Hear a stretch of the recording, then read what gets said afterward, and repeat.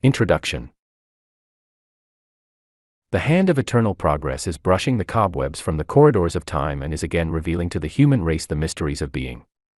As there is nothing new under the sun, the searchlight of truth is bringing to light only what has been known to the few in all generations.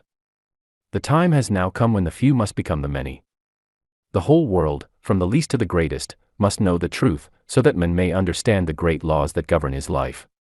He must learn to control his own destiny, to heal his own body and bring happiness to his own soul. Ignorance must vanish and understanding must be ushered in. Man is no longer to be governed by anything outside himself.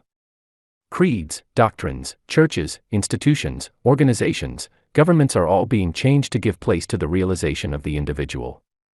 There is a power in and through all that is working this great transformation.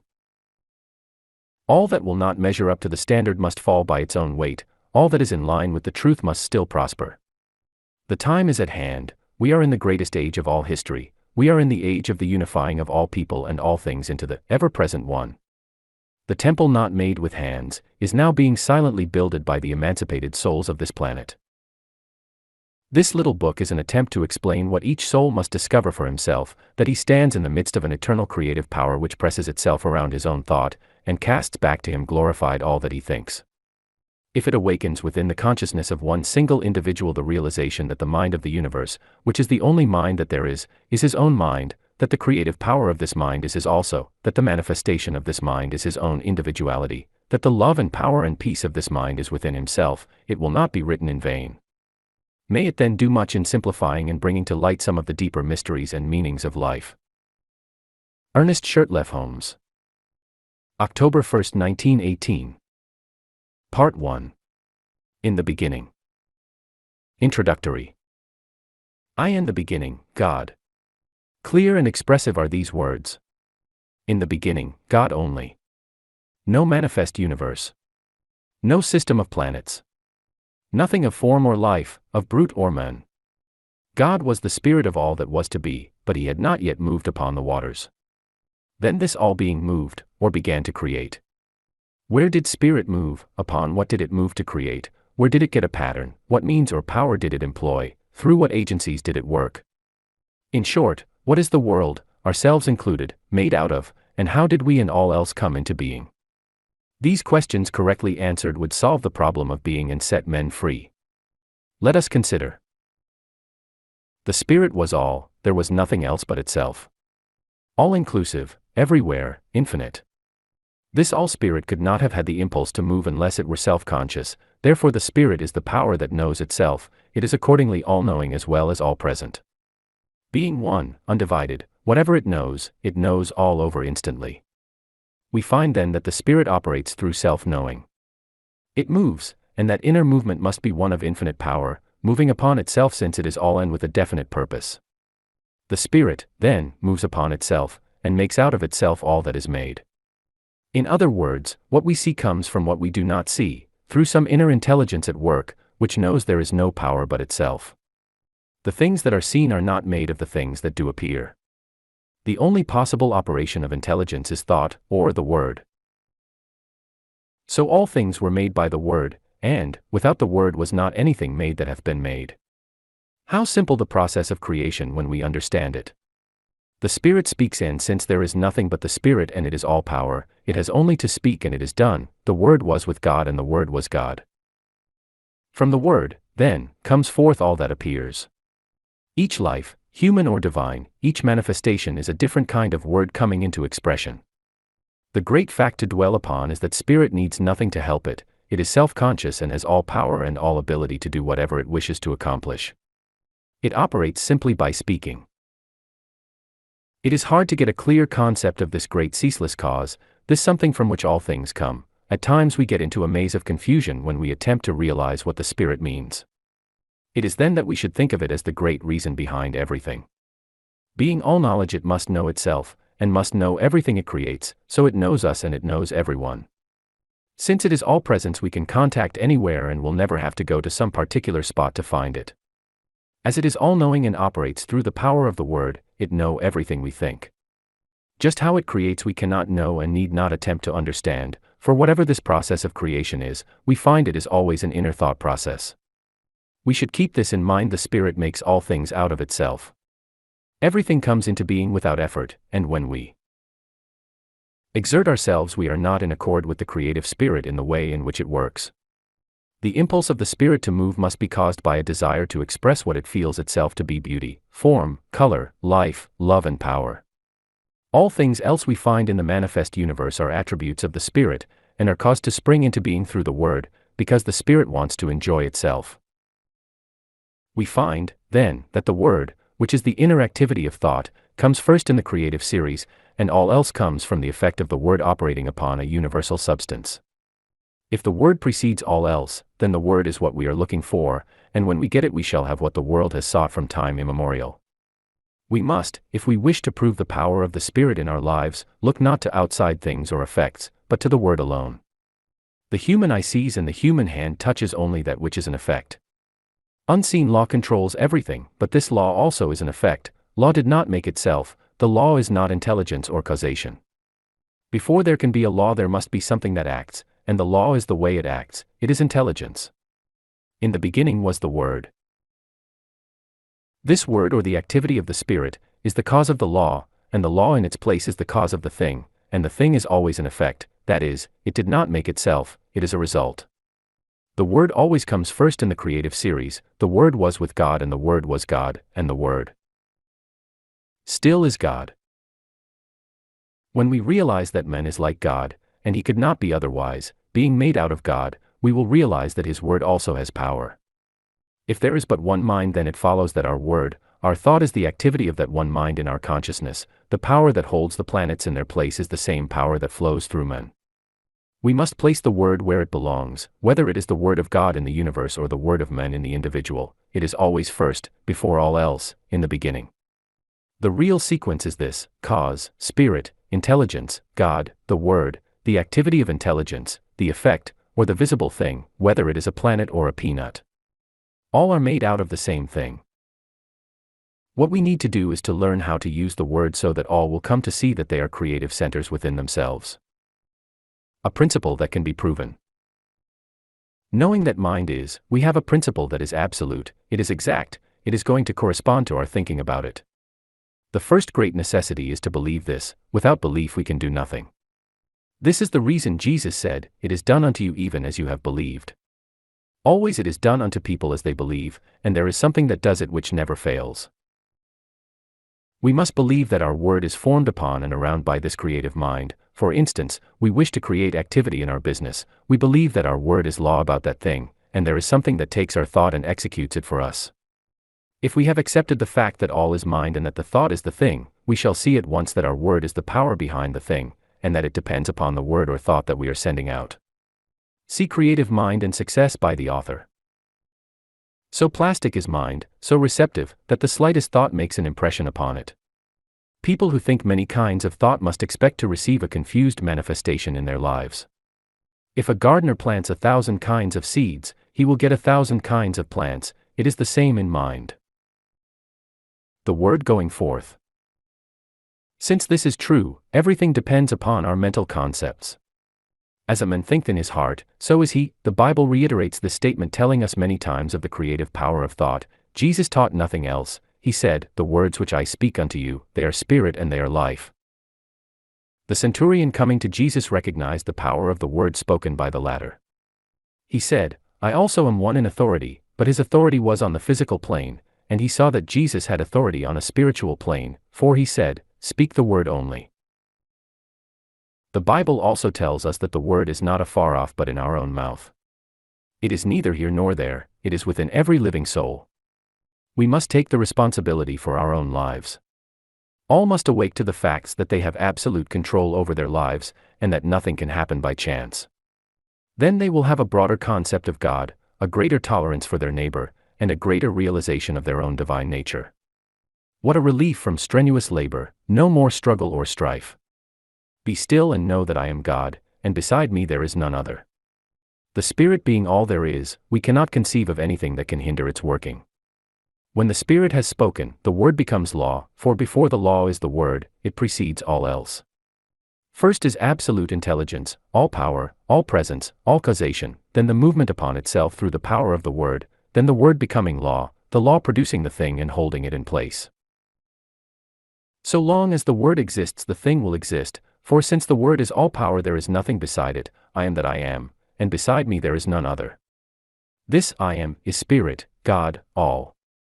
There is no physical explanation for anything in the universe, all causation is spirit and all effect spiritual.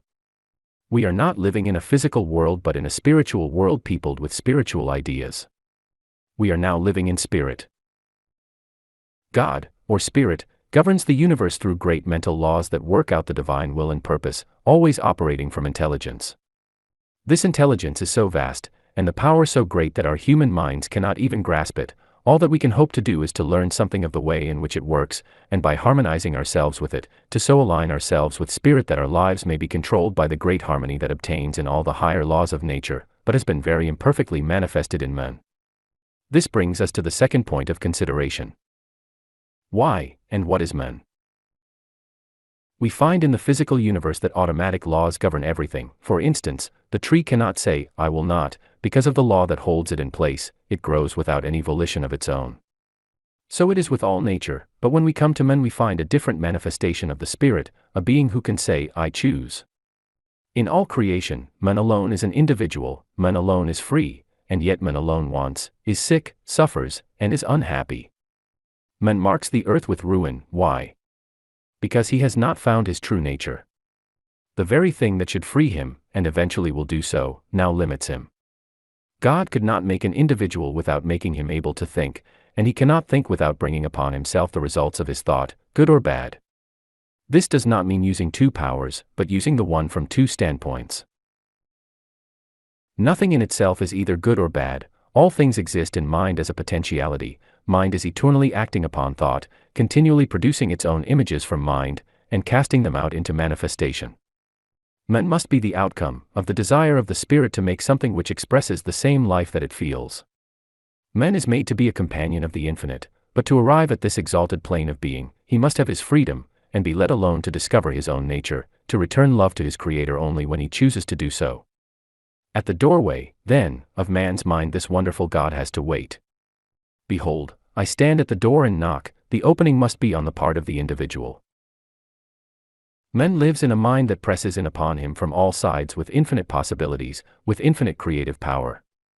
The divine urge of infinite love crowds itself upon him, and awaits his recognition. Being the image of this power, his thought also must be the word or cause it the life. At the center of his being is all the power that he will need on the path of his unfoldment. All the mind that man has is as much of this infinite mind as he allows to flow through him. We have often thought of God as far off, and of men as a being separate from the all-good. Now we are coming to see that God and men are one, and that one is simply awaiting man's recognition, that he may spring into being and become to men all that he could wish or want. As the Father has inherent life in himself, so hath he given to the Son to have life within himself. It could not be otherwise. We are all in mind, and mind is always creating for us as we think, and as we are thinking creatures, always thinking, our happiness depends upon our thought. Let us consider the law of our life. The law of our lives. Spirit creates through law. The law is always mind in action. Mind cannot act unless intelligence sets it in motion. In the great universal mind, man is a center of intelligence, and every time he thinks he sets mind into action. What is the activity of this mind in relation to man's thought? It has to be one of mental correspondence, that is, mind has to reflect whatever thought it casts into it. Wonderful as universal mind is, it has no choice but to create whatever thought is given it. If it could contradict that thought, it would not be a unit, since this would be recognizing something outside itself. This is a point in truth which should not be overlooked.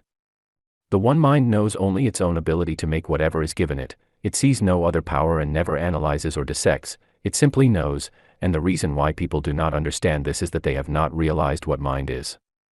The ordinary individual thinks of mind only from the limitation of his own environment. The concept he has of mind is the concept of his own thinking, which is very limited.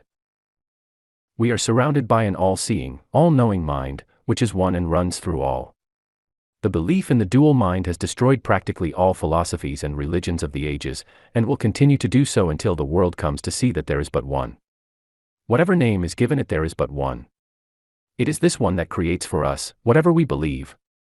Our thought operative through this one produces all our affairs. We are all centers in this mind, centers of creative thought activity. There is nothing which appears in the manifest universe other than an objectified thought, whether it be a bump on your head, a growth on your foot, or a planet. It could not be there were it not made out of mind, for mind is all there is to make anything out of. Whatever is made out of it. Nothing exists or can exist without a source from which it springs. We are not dealing with a negative as well as a positive power, not two powers but one, a power that sees neither good nor evil, as we see it. It knows only that it is all, and since it is all, it creates whatever is given it. From our limited standpoint we often think of good and evil, not realizing that, as yet, we do not know the one from the other. What we call good today, we may call evil tomorrow, and what we think to be evil today, we may tomorrow proclaim as the greatest good we have known. Not so with the great universal power of mind, it sees only itself, and its infinite ability to create. To the thinking person this will mean much. He will see that he is no longer living in a limited universe, a world of powers, but that he is immersed in an infinite creative medium which, because of its nature, has to create for him whatever he believes. Jesus understood this, and in a few simple words, laid down the law of life: it is done unto all people as they believe. This is a great thing to keep in mind. It is done unto us, we do not have to do it, for it is done unto us of a power that knows itself to be all there is. Could we even believe that some material mountain would be moved, the power is there to do it. Without this belief there is no real impulse for the creative mind, and we do not get an affirmative answer. We must realize more clearly that this great power has to operate through us. Man's part. Creative mind cannot force itself upon us because we have the power of self-choice. It recognizes us when we recognize it. When we think that we are limited or have not been heard, it must take that thought and bring it into manifestation for us. When we look about us and see nature so beautiful, lavish, and so limitless, when we realize that something, some power, is behind all, and sees to it that plenty obtains everywhere, so that in all things manifest there is more than could be used, and when on the other hand we see men so limited, sick, sad, and needy, we are disposed to ask this question: is God good after all? Does he really care for the people of his creation? Why am I sick? Why am I poor? Little do we realize that the answer is in our own mouths, in the creative power of our own thought. The average person, when told the truth, will still seek some other way. God has already done for us in a mechanical way all that he can do, and having been given the ability, we will have to do for ourselves the rest. Yet the great power is always near, ready at any time to help, but we must use it according to its own nature in harmony with its laws. Man should learn that he himself is the center of this divine activity. Realizing this, he must seek more and more to utilize his own divine nature, and by so doing he will come more fully under the protection of the great laws that govern all life, manifest and unmanifest. Whatever man is, he must find that because he is made out of God, he must be of the same nature.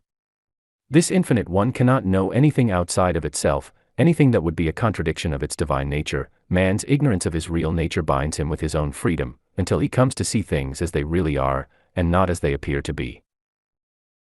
In the infinity of mind, which is the principle of all metaphysics and of all life, there is nothing but mind, and that which mind does.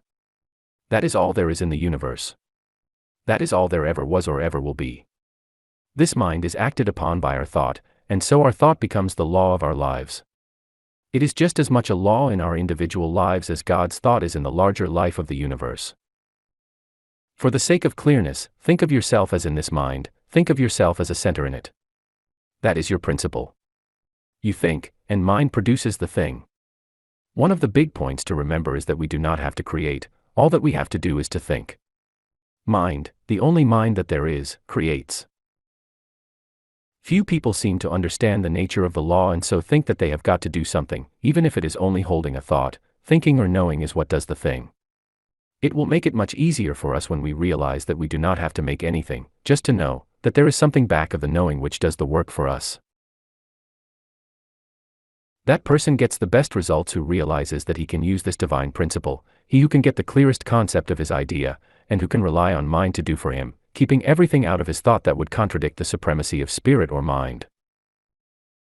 By simply holding a thought we could not make anything, but by knowing in mind what cannot we do. Bondage and freedom.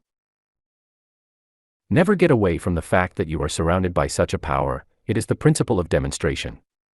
It knows every thought. As we send forth our thought into it, it does unto us. The person who is ignorant of this law must by that ignorance be bound by his thought, by his human beliefs. One who understands will begin to break these ties that bind him. One by one he will destroy every negative thought until at last he is able to think what he wants to think, and so he frees himself by the use of the same power that at one time bound him. We must destroy all thought that we would not see manifest and hold to that which we would see, until we receive the affirmative answer. Never struggle, mind makes things out of itself, there is no effort made. Don't think that there is so much to be overcome. Have only a calm sense of perfect peace as you realize that God is all, and that you are using the perfect law and that nothing can hinder it from working for you.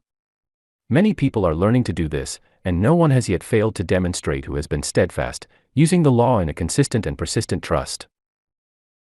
All that we have to do is to provide the right mental and spiritual attitude of mind and then believe that we already have, and the reward will be with us. We shall see it. The time will come when we will not have to demonstrate at all because we will be always living so near to the law that it will do all for us without much conscious thought on our part. So when you say, I am poor, sick or weak, I am not one with the creative mind, you are using the creative power to keep yourself away from the infinite, and just as soon as you declare that you are one with God, there is a rushing out to meet you, as the Father rushed out to meet the prodigal son. The Spirit seeketh, but as long as your mind thinks in the terms of conditions you cannot overcome. The difficulty comes from our inability to see our own divine nature, and its relation to the universe. Until we awake to the fact that we are one in nature with God, we will not find the way of life. Until we realize that our own word has the power of life, we will not see the way of life, and this brings us to the consideration of the use of the word in our lives. The Word.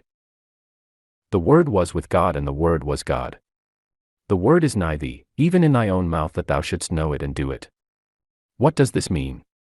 It clearly states that whatever power there is in the Word, and it says it is all power, is also in our own mouths. There is no avoiding the fact that the Bible claims for man the same power in his own life and his own world that it claims for God. In the lives of the majority, men do not realize that the Word is in their own mouths.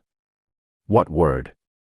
Little do we realize that this word which they are so earnestly seeking is every word they hear, think or speak. Do we who are endeavoring to realize the greater truths of life always govern our words? If any word has power, it follows that all words have power. It is not in the few moments of spiritual meditation that we demonstrate, but we bring out the possibilities of the hidden word when we are allowing our thoughts to run in any direction, not in the short time spent in silence, but in the long hours stretching themselves into days, months, and years. Are we always using the word? An hour a day spent in silent meditation will not save us from the confusion of life. The 51% of a man's thinking is what counts.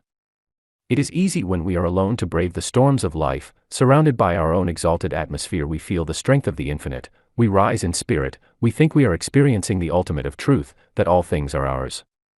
These moments in a busy life are well spent, but must unavoidably be brief. But what of the rest of the day, what of the busy street, of the marketplace, and of all the daily contact with life? Do we then obtain? Do we keep on in the same even way? Or do we fall before the outer confusion of our surroundings? We are still creating the word and setting it afloat in the great ethers of life. Are these words creating for us? Yes. How necessary, then, to keep the independence of the solitude. How seldom we do this. God sent an angel to speak to me, a word he was fain I hear, and the angel brought the message and whispered it in my ear. God knew I needed the word he sent. I had lost the zest of fight, and the right was all but beaten, the wrong it was all but right. Simple the word that he sent me, but it soothed a spirit raw with the pain of too much striving. 'Twas, love fulfills the law. Few people indeed in the day in which we live are well poised. Where do we find the men who can live above his surroundings, who in his own thought can dominate all conditions, and in the midst of the crowd keep his own even way, and his own counsel? When we do meet with such a person we will know him, for we shall find on his face the image of perfect peace. We shall detect in his bearing the ease and independence that comes only to the man who has found himself and who is centered not in the outer but in the inner world. Such a character as this has the power to attract to himself all of the best in the world. He is a center toward which all else must gravitate. The atmosphere which he creates and with which he surrounds himself is one of absolute calm and peace. The world at once sees in this man a master, and gladly sits at his feet. And yet this man who has risen above the thought of the world cares not that other people should sit at his feet. He knows that what he has done all may do, and he well knows that all the teaching in the world will not produce another such as he. He knows that it is not from the teaching but from the being that true greatness springs. So this man does not go around teaching or preaching, he simply is. The man who has arrived. The man who has arrived will realize that he has done so in the midst of an outer confusion. He will be the one who has gone into the silence for strength, and has come out into the world equipped with power from on high, but that light which he has received must be kept burning. Not alone in the silence but in the busy throng must all of us find the way of life. Our every thought creates. For the majority of us these thoughts come in everyday affairs, some of which are very trivial, but these too will be demonstrated. We have missed the whole point, unless we have learned so to control our thought that time and place make no difference. The power we have within us. We have within us a power that is greater than anything that we shall ever contact in the outer, a power that can overcome every obstacle in our life and set us safe, satisfied and at peace, healed and prosperous, in a new light, and in a new life. Mind, all mind is right here. It is God's mind, God's creative power, God's creative life. We have as much of this power to use in our daily life as we can believe in and embody. The storehouse of nature is filled with infinite good awaiting the touch of our awakened thought to spring forth into manifestation in our life, but the awakening must be on our part and not on the side of life. We static. At the gateway of limitless opportunity in the eternal and changeless now. Now is the day in which to begin the new life that is to lift us up to the greater expression of all that is wonderful. The word that we speak is the law of our life and nothing hinders but ourselves. We have through ignorance of our real nature misused the power of our word, and behold what it has brought upon us, the very thing that we feared.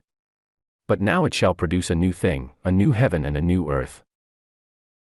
Individual ideas. We find that in the universe every separate idea has a word, a mental concept behind it, and as long as that word remains the thing is held in place in the visible world. When the concept is withdrawn the idea in the visible melts away, disappears, it ceases to vibrate to the word, which is the law behind it, for when the word is withdrawn the condensation of the ether that forms the word melts again into the formless. There was a time when the world was without form, and from the word alone all things were made that are made. When our word says that there is no longer life in our bodies, the life principle withdraws and our bodies return to the substance from which they came. Here is the great mystery of life, that we are able to use this creative word for whatever purpose we may desire, and that word becomes the law unto the thing for which it was spoken. And so in our lives we might say that without our word was not anything made that was made. For we are given the power to sit in the midst of our lives and direct all their activities. There is no struggle and no strife necessary. All that we have to do is to know. We must awake and with the glorified consciousness of an emancipated soul use our God-given power. The reason for the universe. This universe is the reason, first of an infinite intelligence which speaks or thinks, and as this thought becomes active within itself, it creates from itself, at the power of its own word, the visible universe. We are living in a universal activity of mental law. We are surrounded by a mind which receives every impression of our thought and returns to us just what we think. Every man, then, is living in a world made for him from the activity of his thought.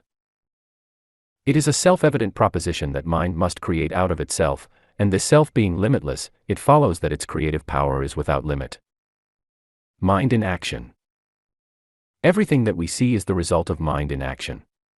We all have a body and we have what is called a physical environment. We could have neither if it were not for mind. The law implanted within us is, that we need nothing except ourselves and this all-wise creative mind to make anything, and that just so far as we depend upon any condition, past, present or future, or upon any individual, we are creating chaos, because we are dealing with conditions and not with causes. Every living soul is a law unto himself, but of this great truth few people are conscious. It seems difficult for the race, which feels itself to be so limited, to comprehend the fact that there is a power that makes things directly out of itself, by simply becoming the thing that it makes, and that it does this by self-knowing. But we will not demonstrate until we see at least some of this, the greatest truth about life. We should realize that we are dealing with the principle that is scientifically correct. It will never fail us at any time but is eternally present. We can approach the infinite mind with a depth of thought and understanding, knowing that it will respond, knowing that we are dealing with reality. Jesus, who saw this very dearly, laid down the whole law of life in a few simple words: "It is done unto you as you believe." We do not have to do it, it is done unto us, it is done by a power that is all.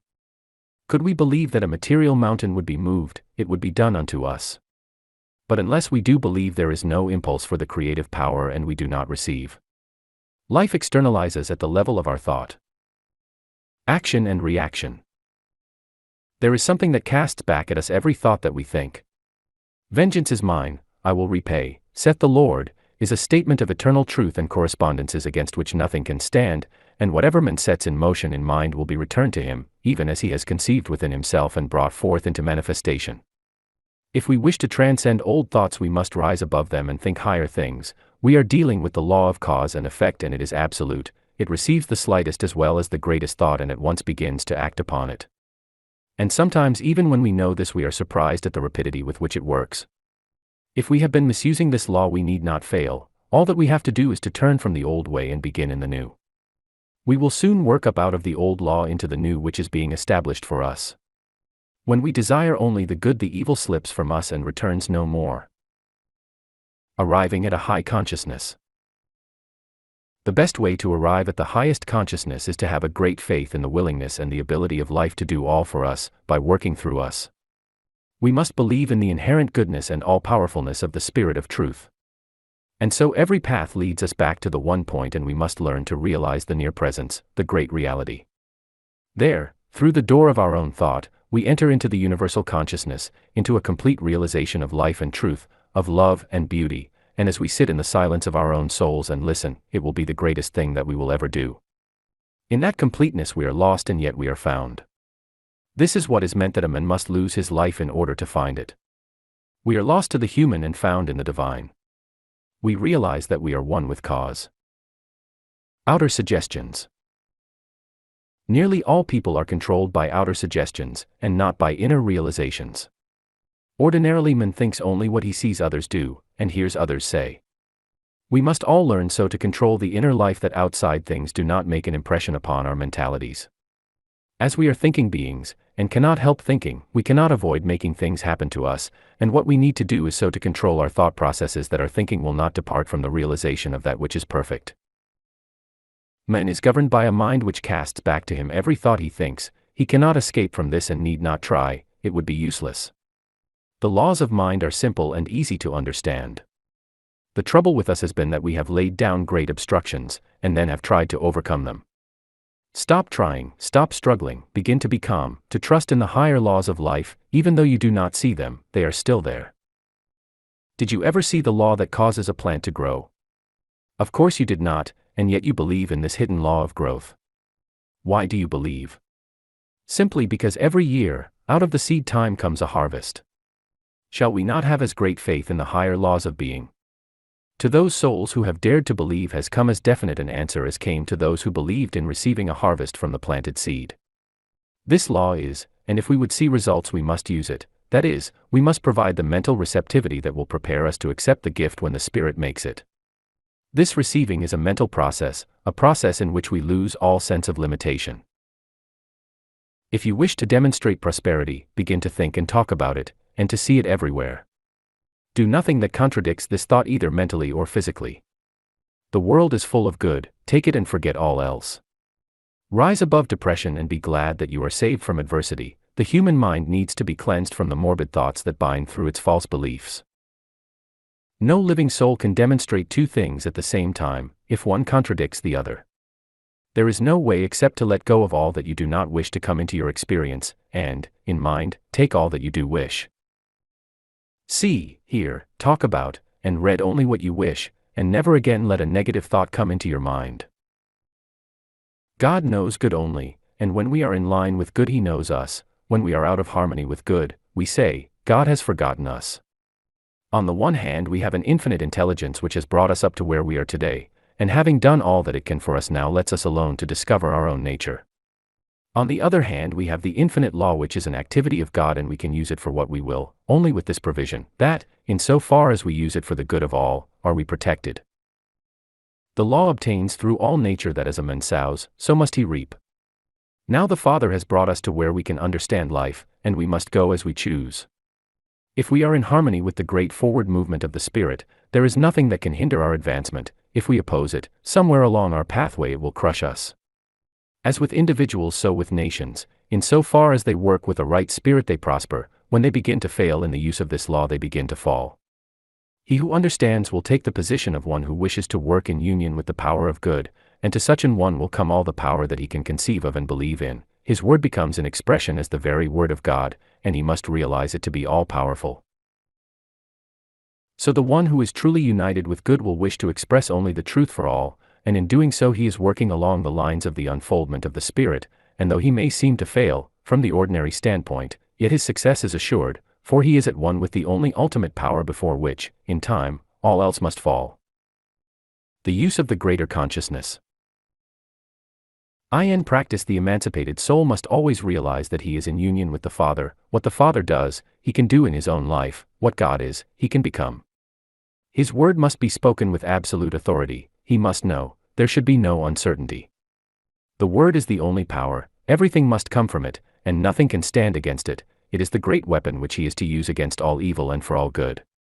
It is his shield against all adversity and his sure defense against all seeming limitation. The secret place of the Most High is in his own soul, where God dwells in eternal peace and infinite calm. Here he walks the waters of life undisturbed by the waves and the storm. Divine companionship is his for all eternity. Peace which transcends all human confusion comes, and he realizes that indeed he is honored of the Father. His word is flung out and will work and none can hinder it. The sense of sureness is complete. Heaven and earth may pass away, but the word goes on and on accomplishing that thing for which it was sent, and all power is given to it on earth and in heaven. If he speaks to the sick and they receive, it will heal them. If he says the word of prosperity, it will manifest, and nothing can hinder it. The world will abound with good, and his cup run over with life. What more can we ask? What greater realization of life than to know that God is with us? From this great realization comes peace, a peace which the world little understands, and a calm which is as deep as the infinite sea of love in which he realizes himself to be immersed. Peace brings poise, and the union of these two gives birth to power. No person can hope to arrive while he believes in two powers. Only as we rise to the realization of the one in and through all can we attain. When we speak the word there must be no confusion but only that calm reliance which knows that, beside me there is none other. Realize that Spirit is all causation, and that all things are made out of it, by the operation of the word through it, and that you can speak the word that is one with the Spirit and there will be no more confusion. As the Father has inherent life in himself, so has he given to the Son to have inherent life within himself. Speak the word only and it shall be done. The word is in your own mouth that ye should know it and do it. Stranger on earth, thy home is heaven. Pilgrim, thou art the guest of God. The greater consciousness. Man is surrounded by a great universal thought power which returns to him always just as he thinks. So plastic, so receptive is this mind, that it takes the slightest impression and molds it into conditions. There are two things in man which his thought affects, his body and his environment. At all times he is given absolute control over these two things, and from the effect of his thought upon them he cannot hope to escape.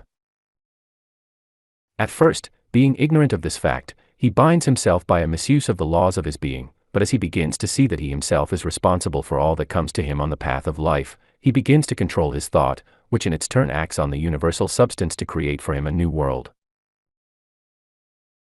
The great soul is learning more and more to dare to fling out into mind a divine idea of himself, and to see himself perfect and whole.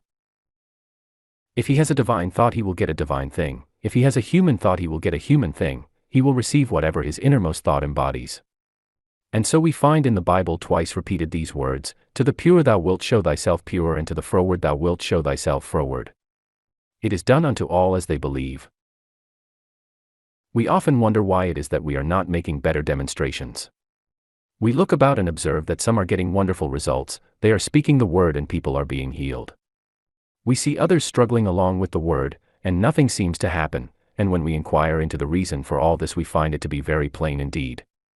All is mind and we are mental, we are in mind and can only get from it what we first think into it.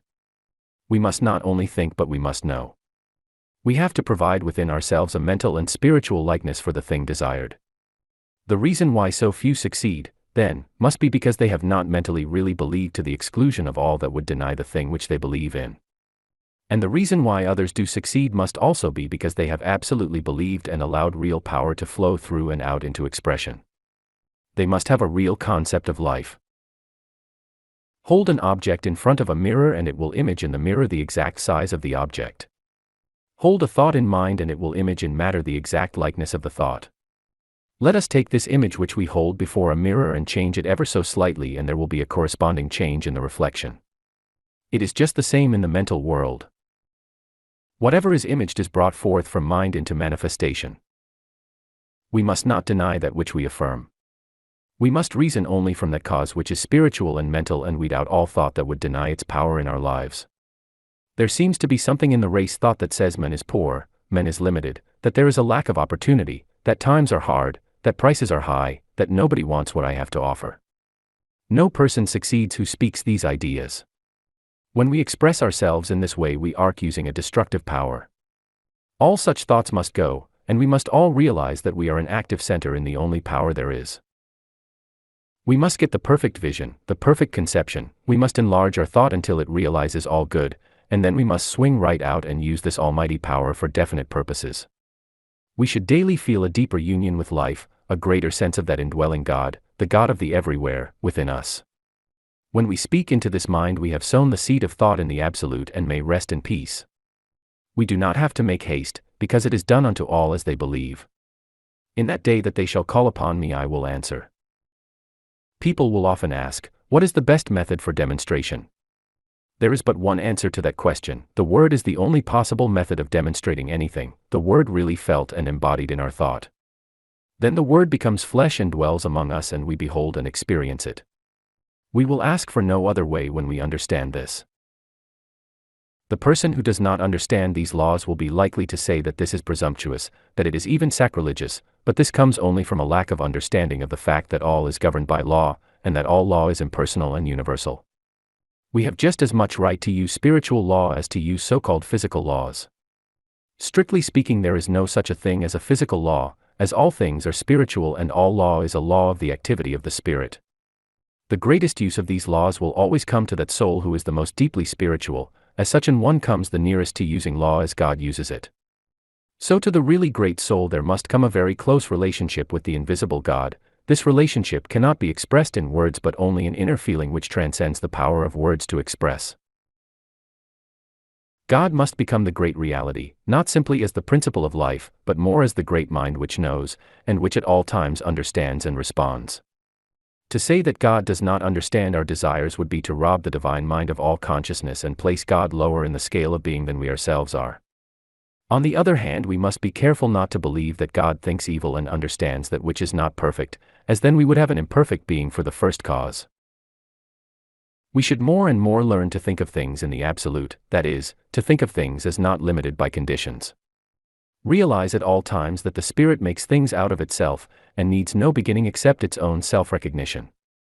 Then we must cognize our relation to this great power as one of absolute correspondence. What we think into it, it takes up and does for us as we think. It should not be an effort so to think, we should do so with ease, without strain.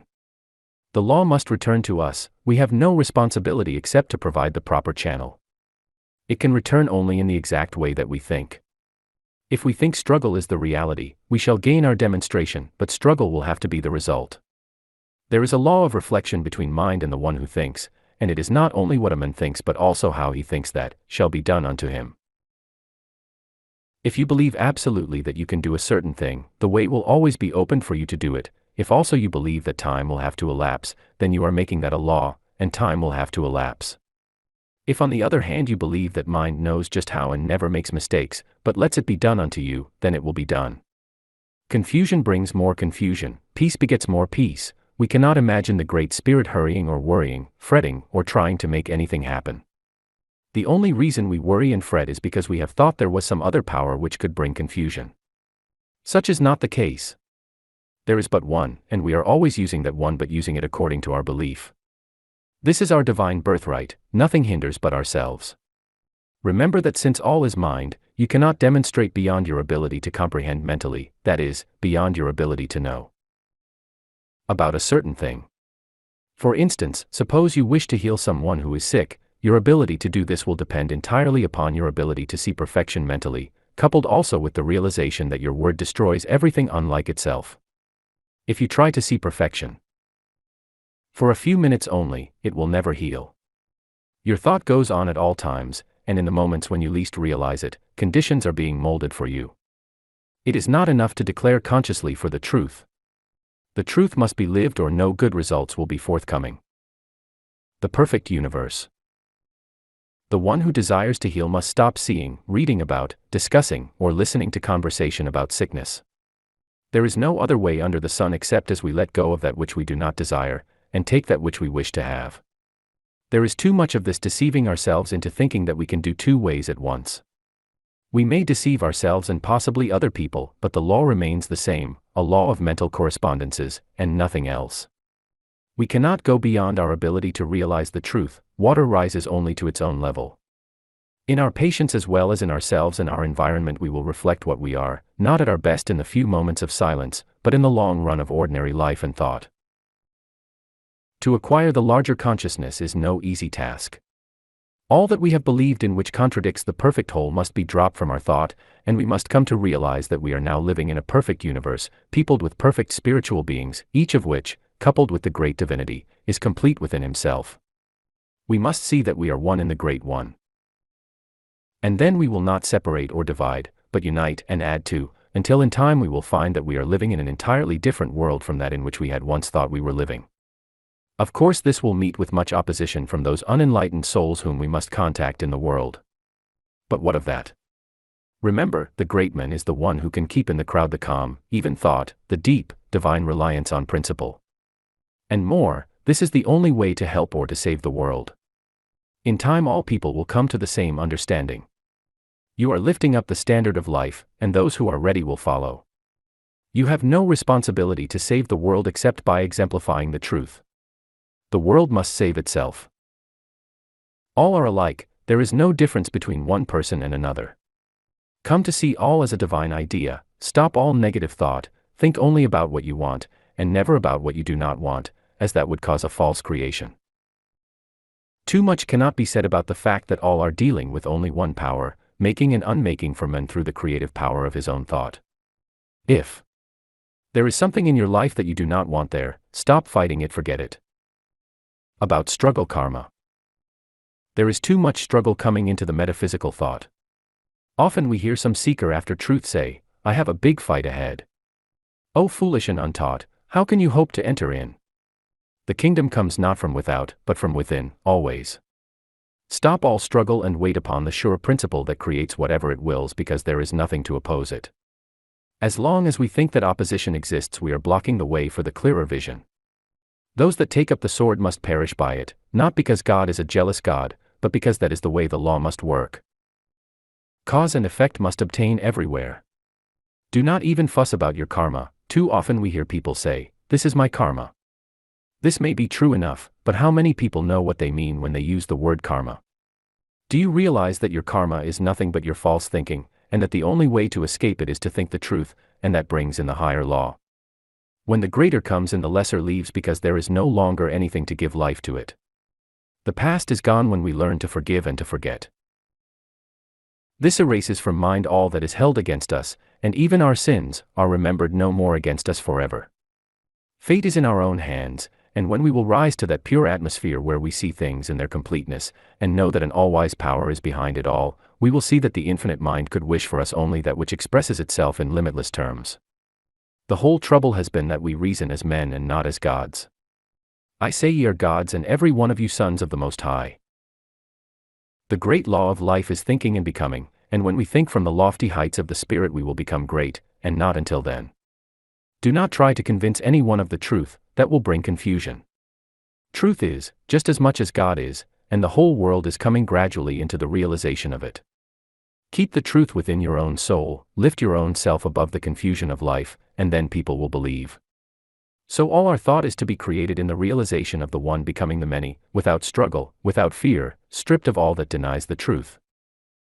How limited we are, how little our thought. How the human race rises in the morning, plods off to the day's work, plods home at night, sore and tired, eats and sleeps, works and dies.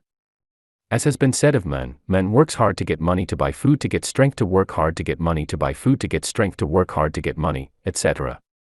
This was never intended, it is the curse imposed on the men who believed in two powers, one of good and one of evil. To us there has come a greater vision, and to those who believe and act as though it were true it is proving itself. We must turn from all human thought and experience. We are not downtrodden, depraved and miserable sinners, born in sin and conceived in iniquity and shame, some to go to heaven and some to hell and all to the eternal glory of God. This is a lie, it always was and always will be. But as long as we believe in a lie it seems to be present with us. Man is born of the Spirit of God Almighty, is pure, holy, perfect, complete and undefiled, is at one with his eternal principle of being. Many people are finding this out and as a monument to its truth millions are daily proving it for themselves. Somewhere down the path of human experience we will all awake to the realization that we ourselves are heaven or hell. We live in spirit awaiting the touch of thought that believes. All people look, a few see. Part 2. Practice. Introductory. The one who wishes to practice metaphysics must first, last, and all the time realize that he himself is a center of the divine activity. He must know that whatever God is in the universal, he is in the world in which he lives. He must know that all things are made out of spirit, which is first cause, nothing comes before spirit. Operating upon itself out of itself, it makes what it will out of its own perfect desire. He must think of the spirit as the father of his own life, eternally bound to him, eternally binding him to it. He must know that the Spirit not only can manifest through him, but that it wishes to do so. The Father seeks such to worship him. The practitioner who understands the truth knows that as long as God exists, he will exist, that he could no more become non-existent than God could. Walking, talking, moving in God, he must not only see the divine being as the great unknown cause, but he must go a step further and see God as the great self-knowing, understanding power of infinite intelligence, thinking through his own thought and willing into his own life all power and all good. More than this, God must become within his own soul the greater self, the inner life, the inner light that is to light his path with sure step to the attainment of the greater ideals. God is to become the great friend of his life, understanding him, and helping him at all times to understand all things. No more books, no more teachers, no more preachers, creeds, or candlesticks will he ever need. The old methods must vanish into their native nothingness, as the great realization that God is all in his life dawns upon his awakened thought. Not as the squire, when the king's at hand, withdraw the stars, when dawns the sun's brave light. He must know that not height, nor depth, nor any other thing, can come between the soul and its perfect Creator. Too long have we listened to people, now our own soul shall speak in a language that is unmistakable, now shall we ourselves become masters of all life and interpreters of all mysteries. Now my Father and I are one. As the Word of God goes forth and sets in motion the all-law, so must we realize because we are one with the Word that our own thought has the power of expression.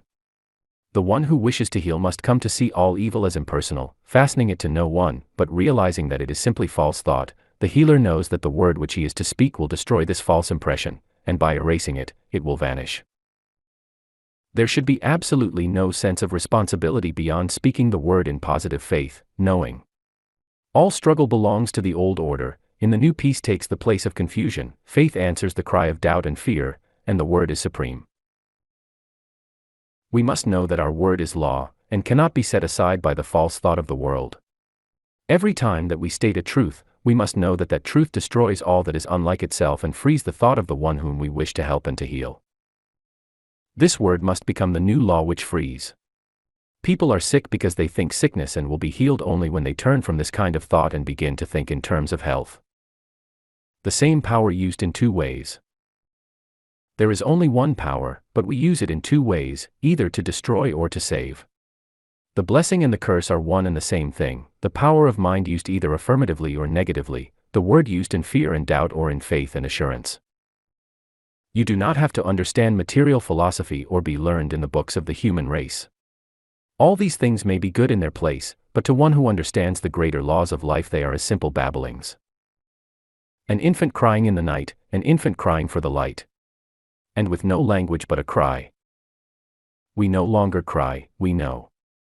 We no longer ask if there be a God, or if we dare to speak to him lest we die, we do not analyze, dissect, affirm, or deny, we know.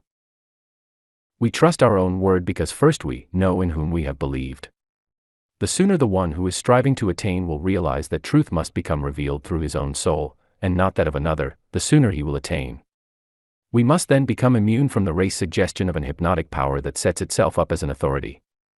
There is no other authority than your own soul, as there is no law but that your soul has set. Leave authorities to smaller minds, and to those who need a leader because of this their own self-confessed weakness, and be free. Dare to stand amidst the eternal way, and proclaim your own atonement with all the power that there is, was, or ever will be. Practically the whole human race is hypnotized, thinking whatever it is told to think. We get our concepts from our physical environment, we say, see sin, sickness and death, misery, unhappiness and calamity.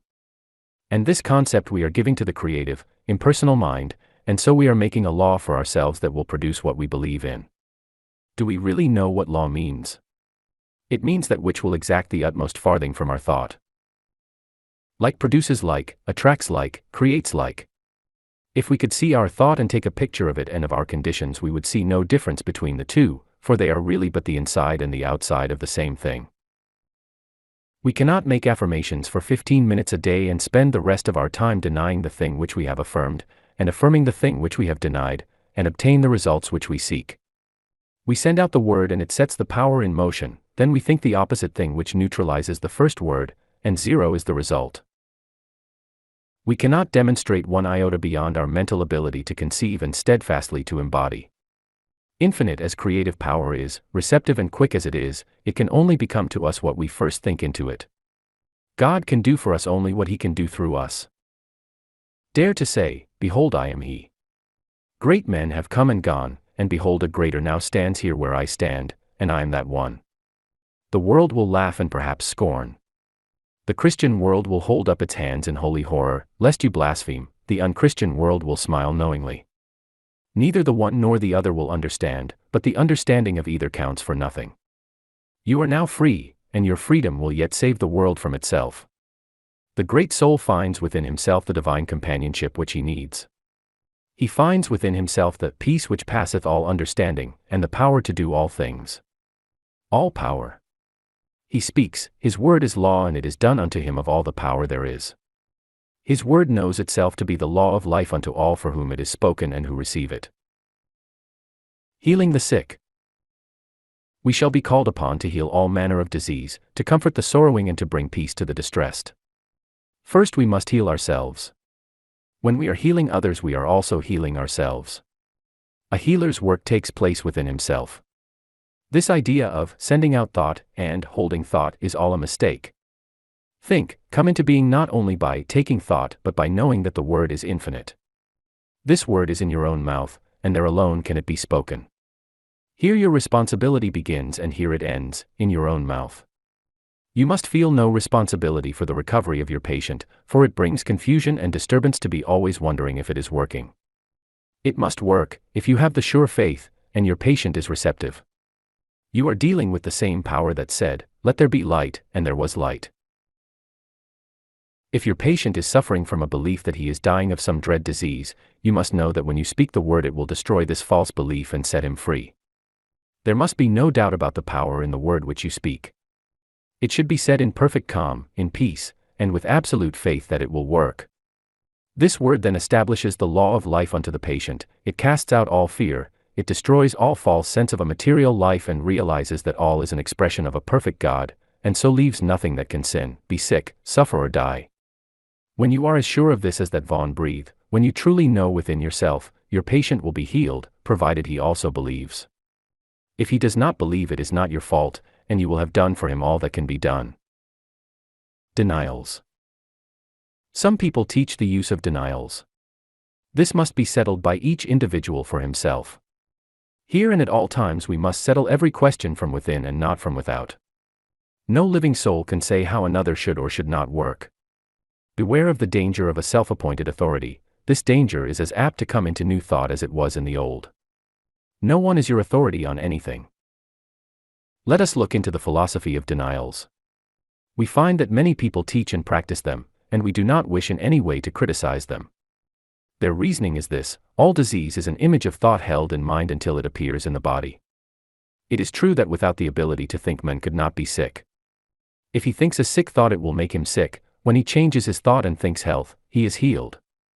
It is taught that since sickness is negative thought, it must be counteracted by a positive thought, and that the best way is to deny the sick and affirm the positive thought. For instance, there is no matter, and nothing can be the matter. This man has no material stomach, he is spiritual and not material. His lungs are not made of matter, they are spiritual ideas. I deny that man can be sick or suffer or die. All this may be accurate. Man is a spiritual idea, and so must be perfect in his real nature, but there is a question if this is the better way. When we look into the creative way of the Spirit, we find it impossible for denial to enter, as the Spirit recognizes no opposite to its own nature. It knows that I am, and beside me there is no other. The Spirit does not deny anything, it simply affirms itself to be that which it desires to be. Seeing and recognizing no opposite to itself, it finds no need of denial. Indeed, this thought need not enter the mind. If we are working with the Spirit, we need not deny but state the affirmative attitude of mind, realizing that we are dealing with the only power that exists. There is a subtle danger in using denials. We may deny to such an extent as to erect a barrier or build a mountain to overcome. Once realize that God makes things out of himself simply by speaking, and you will never again use denials in treating. All that needs changing is the false thought, and by affirming that your word destroys everything but itself, you will embody all that a denial could. In those systems that teach denials, we find that the more enlightened ones are gradually using the affirmative method, and as this is the growth of experience, there can be no doubt that it is the better method. Of one thing we may be sure: the Spirit never denies. It simply knows that I am. The use of affirmations. The affirmation is the great weapon of the healer. It is in alignment with the way of the original creative spirit and is the true use of the word of all power. We need only to say that our word is the law unto the case and calmly state what we want to be done, and then say and do nothing that contradicts it and wait for the fulfillment of that word. There is a power that operates on what we say, and it is done unto us, and we need have no fear about the results. If I am treating Mary Jones, I need only say I am helping her, and go to work within myself to realize that she is now a perfect being, made in the image of God. I must know that I am destroying all imperfection. When I know within myself that I am speaking the truth and realize that she is perfect, the healing is done as far as I am concerned. If she receives, she is healed. I am not responsible for her receptivity. Know that there is a power that corresponds to your own mental attitude, and you will see that the way you are believing is what makes things happen the way they do. Always believe in what you are doing, never see the negative side of life, never talk about it, or listen to talk of other people, and never think about or see imperfection, and you will have no trouble in making demonstrations. The highest attitude of mind.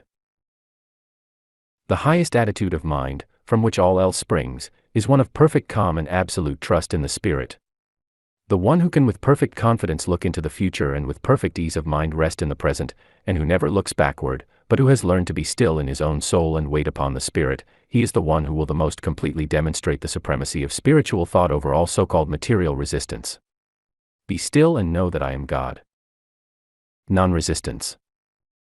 Resist not evil and it will flee from you. Here is a statement of one of the great laws of our being. When we resist, we make a mental image of the thing we are fighting, and that tends to have it created for us. When we learn to look only at what we want and never at what we do not want, we will no longer resist anything. Suffer it to be so now. You need not try to change the world. Let it alone. All people are doing the best they can. No one needs to be saved but yourself, and the sooner you realize this, the sooner you will attain.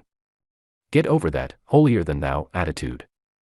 It is an illusion that many people suffer from, especially in the religious world. The world is all right, it is not going to hell, it is on the way to heaven. It is getting good so fast that in the process many things are being overturned and confusion appears to be on the surface. A great change is taking place, and on the surface the results are as yet a little mixed, but underneath, the power is at work destroying all unlike itself. In time all will come to see this. What a load of responsibility we assume that we were never meant to carry. Remember that in the divine plan no mistakes are made, and that if God could have done it in a better way he would have done it differently. No souls are lost, for all live and move and have their being in him, and God is not a God of the dead but of the living, for in his sight all are alive. Too long have we believed in the negative simply because we have allowed ourselves to become hypnotized by a few strong-minded people, and by those who have imposed upon the race a mass of false philosophy. Be alive. There is no place in the new order for dead ones. The true metaphysician is alive to all that is useful. Filling his place in the events of the human race, he takes part in all its labor and in all its fun. Pessimism must be relegated to the scrap heap. There is no place among the living for the dead. Let the dead bury their dead. Follow thou me.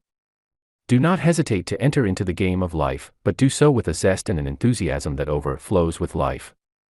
Fill yourself with the radiance of a life running over with power and usefulness. Then shall the world see your light.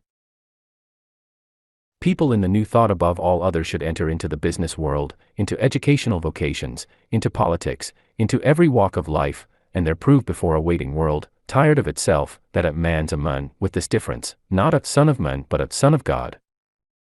Be happy. How can we hope to make the world see the right way unless we overflow with joy? The world has now too many sad faces. We see them everywhere, that resigned look that seems to say, one rebuff more or less makes no difference, I am already so sad that nothing matters, I can bear it. This was all right when we thought everything was all wrong, but now we know that, all's well with the world, we must get over this depression which robs us of the power of attraction of the good things of life, and enter in. The man who is always glad will surround himself with people who are happy, and life will be a continual enjoyment. This robs no one, it does not make a race of irresponsible people, it makes a world of joy, a world that is good to live in. No one wants to associate with the dead. People are looking for a more abundant expression of life, not for depression and fault-finding. Find fault with no one, and more than this, find no fault with yourself.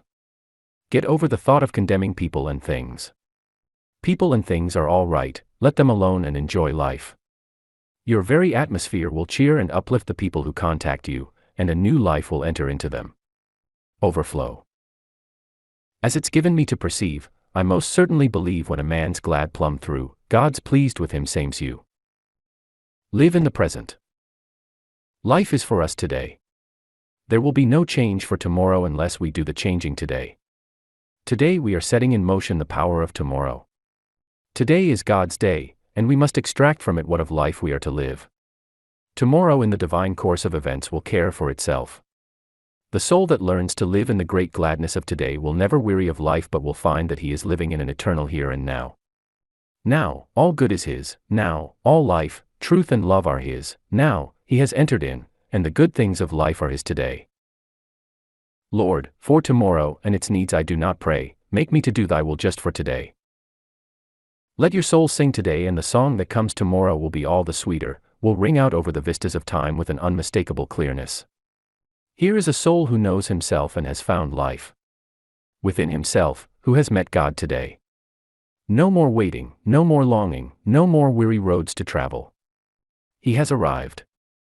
The goal is won and peace has come at last. To clay. See the good in all things. Learn to see God in all manifestation, in all people, through all events. The ordinary person sees only the lump of matter. Not so with the awakened soul. He sees in all things the divine mind at work molding out into expression what it feels itself to be of life, of color, of form and beauty. There are some illusioned ones who claim that what we see is all false, and that the so-called material universe is an unreality. What a mistake! What we see is the body of God, full, free, complete, whole. A primrose by the river's brim, a yellow primrose was to him, and it was nothing more. He never saw the idea behind it was seen only as matter, matter, matter, yet what he could have seen was God's thought of himself coming out into wonderful beauty, and color, and form, the infinite one manifesting in an infinite variety of forms. What do you see when you look upon the human form, the crowning glory of God's perfect creation? Matter, matter, matter. Flesh, blood and bones. Indeed, these may be passing into expression, but what of the idea, what of the reality of the body? This body of ours is as real as God is real. It would not be if it were an illusion. The very touch of the flesh should send a thrill through the whole body, bringing up its vibration to a higher pitch, to a finer form. The body is not one mass of pollution, it is the temple of the living God. and should be so thought of. Too long have we condemned it, and now we must free it by reversing the process. Of all things on earth, the human body is the most beautiful, the most wonderful, and the most godlike. If you do not love your brother whom you have seen, how can you love God whom you have not seen? Human magnetism is not hypnotism, it is the divinity of men in expression, and when we learn to convert human passion into divine love, to transmute the lower into the higher, we shall have with us a power of attraction against which nothing can stand. He who hath ears to hear, let him hear. When we behold a beautiful sunset, we should see the wonderful thought of God, the radiance of His presence. In the strength of the hills we should see the strength of the Spirit, and seeing all things as spiritual ideas, we should learn to love them, because God has made them and given them to us to use. The soul who in ecstasy can rush up to a tree and embrace it realizes more of God than all the bigoted priests who have ever lived. The one who can sniff the ocean breeze with delight feels the presence of the divine being more keenly than does the one who kneels in despair before an awful God of justice. Learn then how to appreciate nature and nature's God. Spend much time in the out of doors, look up at the stars, let them be your companions, tread the pathless ways of the trees and the giant forests and see God in everything that you look upon, the God of the everywhere. Be expectant. Expect the best to happen. Don't sit around waiting for trouble, have absolutely nothing to do with it. It is no part of the divine plan. It is an illusion of the material sense. One who has learned to trust will not be surprised even when he finds things coming from the most unexpected sources. All things are man's to use and then let go of. What more can we ask? We want nothing that we have to keep, things are to use not to hold. Expect that everything is to come your way. Be content and cheerful if you wish to attract from out the store of the infinite. Open up your whole consciousness to the greater possibilities of life. Line up with the big things. When you speak the word, expect it to happen. Know that it must be as you say. This will not be fooling yourself, it will simply be using the law as it is meant to be used. Expanding our thought. All things come to us through the use of our thought. If we have a small concept of life, we will always be doing small things. First in the creative series is the word, but the word carries us no further than our consciousness back of it. Unless we are constantly expanding our thought, we are not growing. Growth is the law of life and it is necessary. We cannot stand still.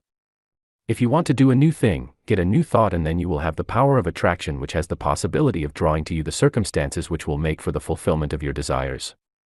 Get over the old idea of limitation. Overcome all precedents and set yourself in the new order of things. If you want to build a railroad, you will never do it unless you get over the idea that the most you can hope for in life is to sell peanuts. Let the people sell peanuts for a living who think in the terms of peanuts. Get out of the rut. God has created you for a glorious future, dare to fling out into mind the greater assurances about yourself. The power of a treatment. A treatment has as much power as we put into the word which we speak when we are giving it. This does not mean screwing up our mind or using our willpower, or using force from the material standpoint.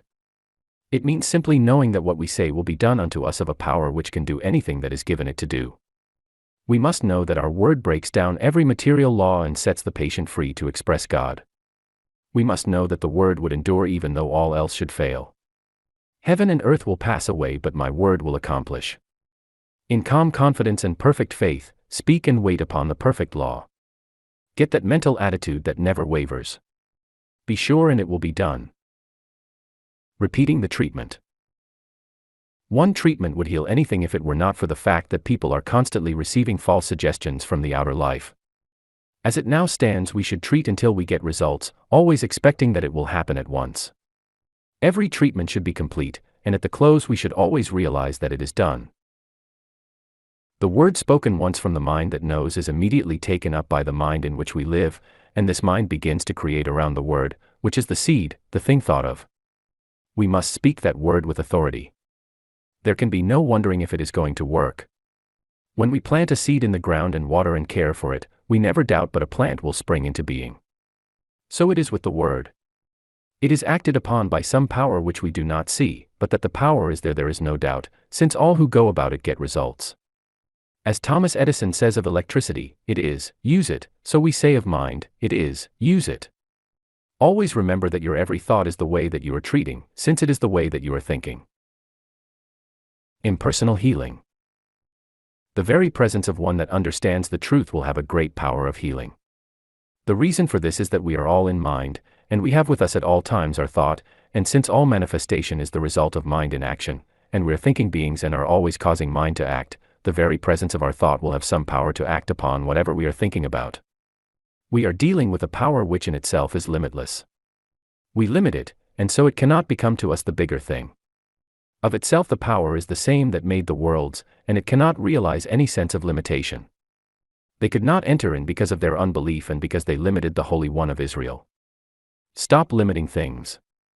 Things are as big as we make them, no more, no less. There is room at the top. Get on top of everything, and dare to dominate the earth. All things are given us to use, make use of them. Everything is limitless, and we must see the truth that the fault is not in the law but in ourselves when we fail. Not with God but with men. Dare, dare, dare. Think of the bigness of things in the universe, think of the number of grains of sand, the profusion of all life, and never again limit anything. All is yours to use. Jesus would never have become the Christ unless he had had the courage to say, "Behold, I am he." You will never attain until in some degree you are able to say the same thing of yourself.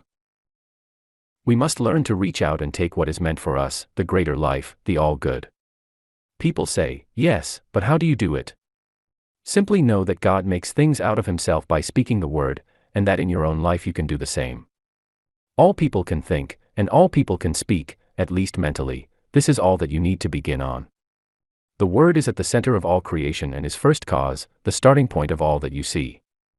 The word is in your own mouth, and all that you have to do is to speak it.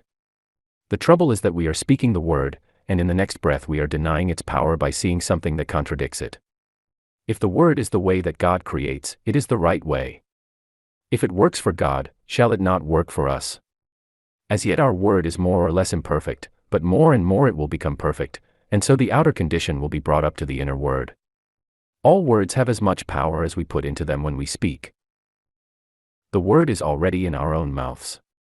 That word is all that you will ever need to bring happiness, health, and success to you. Do you wish to live in a perfect world peopled with friends who love you, surrounded by all that is beautiful and pleasing? Do you wish to have the good things of life? There is but one way, and that way is as sure as that the sun shines. Forget all else and think only upon what you want. Control all thought that denies the real, and as the mist disappears before the sun, so shall all adversity melt before the shining radiance of your own exalted thought. The prodigal son remained a prodigal only so long as he chose to do so. When the thought came to him to return, he was greeted by the Father with outstretched hands. So shall we find that when we turn to that world which is perfect, there will be something that will turn with us, and we shall behold the new heaven and the new earth, not in some far-off place somewhere beyond the clouds, but here and now shall we become free. We must do away with all that hinders the true growth, all the little thoughts that hinder us from becoming. Human strife comes from the thought that there is not enough to go around. Forget it, we cannot use even what we see, and what we do not see is infinite. You will rob no one by becoming prosperous, and the laws that underlie this state of being are simple and easy to understand, and not hard to attain for the one who is willing to let go of the negative state of being. Prosperity. Here are a few simple rules for prosperity that are as sure of working as that water is sure to be wet. First, remember that nothing happens by chance. All is law and all is order. You create your own laws every time you think. There is something, call it what you will, but there is a power around you that knows and that understands all things. This power works like the soil, it receives the seed of your thought and at once begins to operate upon it. It will receive whatever you give to it and will create for you and throw back at you whatever you think into it. This means that the practitioner should be very careful how he is thinking at all times. Not alone in the moments of the deeper silence are we treating our patients, but perhaps more than this we are treating them in an impersonal way at all times. When we take a patient into our thought for a treatment, there will be a constant stream of consciousness flowing out to him, during all the time that he is in our care. We should be very careful of our thoughts as we realize the deep truths of mental action and reaction. What is the spiritual mind? What is true spirituality? Many people have asked this and as many have answered it. I do not pretend to know more about this all-important topic than others, but to the thinking person who has come to realize that all is love, yet at the same time all is governed by law, there must be a different answer given than the one we ordinarily hear. The average religious person thinks that spirituality must manifest in some unnatural way, such as giving up all personal pleasure and becoming resigned to whatever happens, that we must give up most of what life holds here, that in some far-off future perhaps we may attain. This was not the case with the man Jesus. We have more accounts of his being at feasts and weddings and similar gatherings than at other places. His first miracle was performed at a wedding feast, and we must remember that here he even turned water into wine for the pleasure of the guests of the house. Perhaps we have made a mistake about what true spirituality means. Other people think we must live some kind of an excluded life in order to obtain. Perhaps this may be true of the weak ones. But what of the wood? What of the busy street? Is it not to be saved also?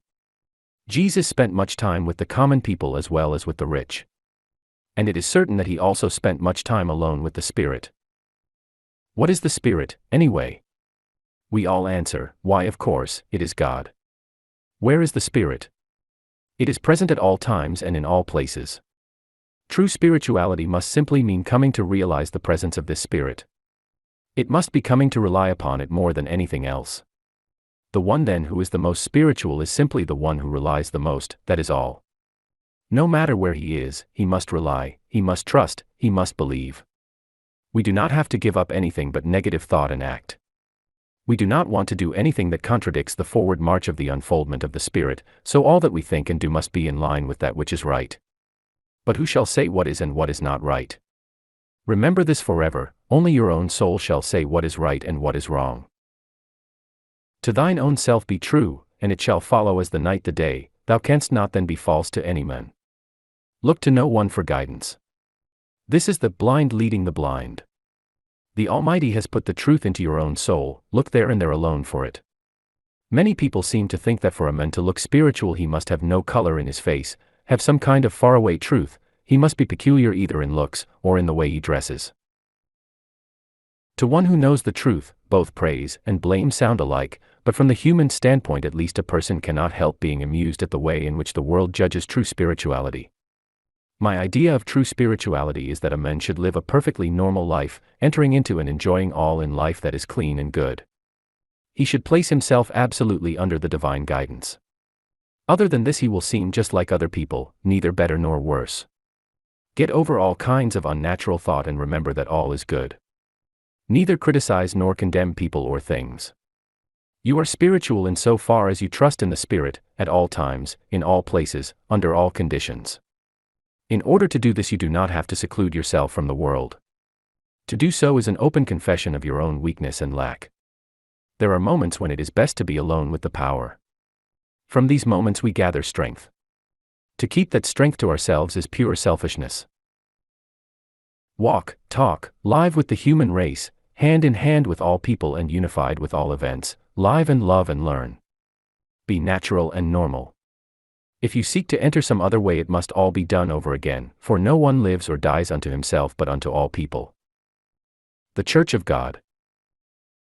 The Church of God is not built with hands, it is eternal in the heavens, it is not lighted with candles, its dome is heaven and it is lighted by the stars of God's illumined thought, and each member in his separate star shall draw the thing as he sees it, for the God of things as they are.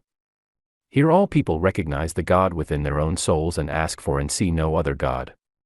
When you can look upon all creation as the perfect work of a perfect God, you will become a member of this church. I doubt very much if the Church Universal admits members from the Church Individual. When you can see in the saint and the sinner one and the same person, when you can realize that the one who kneels before the altar and the one who lies drunk in the street is the same one, when you can love the one as much as you do the other, no doubt you will be able to qualify. As it now is we have too many preachers who do not understand, that have no purpose, too many prayers, too many creeds, too many teachers, that have no message, too many churches, too many learned people, and too few thinkers. The kingdom of heaven cometh not by observation. It is the still, small voice within the soul that speaks. The expanded thought will never wish to join or be joined to. Nothing human can contain it. It feels the limitation of form and ceremony and longs for the freedom of the Spirit, the great out of doors, the great God of the everywhere. Alone in the desert, the forest, or by the restless ocean, looking up at the stars, man breathes forth these words, with only my Maker and me. The path to prosperity. The healing of conditions is no different from other healing. All healing is the constructive use of a mental law which the world is gradually beginning to understand something of. Again, we must reiterate the principle of all life. We are surrounded by a thinking medium from which all things come. We think into it, it does the rest.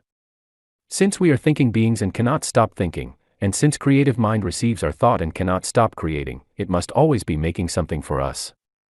What it will make depends absolutely and only upon what we are thinking, and what we will attract will depend entirely upon our holding thought to the complete exclusion of all that would contradict it.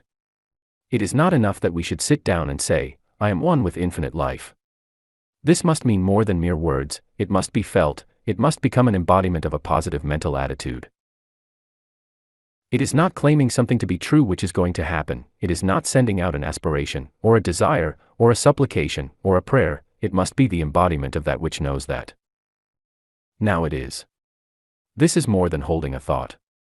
Our ability to attract will depend upon the largeness of our thought as we feel that it flows out into a great universal creative power. We are dealing with the form in thought, and not with the form in matter. We have learned that when we get the true form in thought and permeate it with the spirit of belief, we will see the thought made flesh without any further effort on our part. Thought can attract to us only that which we first mentally embody. We cannot attract to ourselves that which we are not. We can attract in the outer only that which we have first completely mentally embodied within, that which has become a part of our mental makeup, a part of our inner understanding. A man going into business will attract to himself that which he thinks about the most. If he is a barber, he will attract people who want to be shaved or have their hair cut. If he sells shoes, he will attract people who want to buy shoes. See Creative Mind and Success, by the author of the present volume. So it is with everything, we will not only do this, but we will also attract as much of anything as we mentally embody. This is apt to be overlooked in the study of metaphysics. It is not enough to say that we attract what we think, we become what we think, and what we become we will attract. Do not become merely sentimental about this. Your life is governed by more than a sentiment, it is governed by law, something that cannot be broken, something that picks up every mental attitude and does something with it. This fundamental proposition of the law should then work out into our conditions. Always remember that it does just as we think. It does not argue, it simply does the thing as we think it.